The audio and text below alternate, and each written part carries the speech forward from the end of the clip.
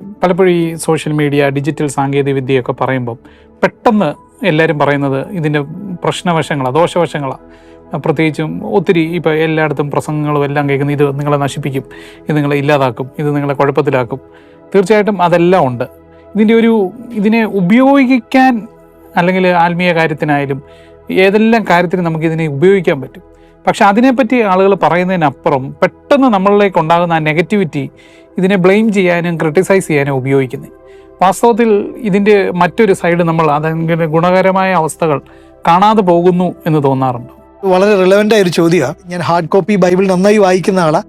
അതേസമയം തന്നെ ഞാൻ അല്ലെങ്കിൽ ആപ്പ് യുവേർഷൻ്റെ ബൈബിളൊക്കെ വായിക്കുന്ന ആളാണ്. ഒരേ സമയം തന്നെ മലയാളത്തിൽ 5 വേർഷൻസ് എനിക്ക് വായിക്കാം, ചെക്ക് ചെയ്യാം, ഒത്തിരി ഇംഗ്ലീഷ്. അപ്പോൾ ടെക്നോളജിയിൽ ഒത്തിരി സാധ്യതകളുണ്ട്.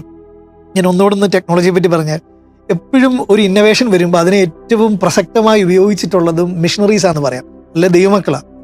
ഈ ആദ്യത്തെ റേഡിയോ ലൈസൻസ് വന്നപ്പം ഞാൻ വായിച്ചത്, എൻ്റെ ഒരു ഓർമ്മ ശരിയാണെങ്കിൽ 500+ ബ്രോഡ്കാസ്റ്റിംഗ് ലൈസൻസിൽ ഏറ്റവും കൂടുതൽ ലൈസൻസ് എടുത്തത് ക്രിസ്ത്യൻ ഓർഗനൈസേഷൻസാണ്. അതിൻ്റെ സാധ്യത മനസ്സിലായി.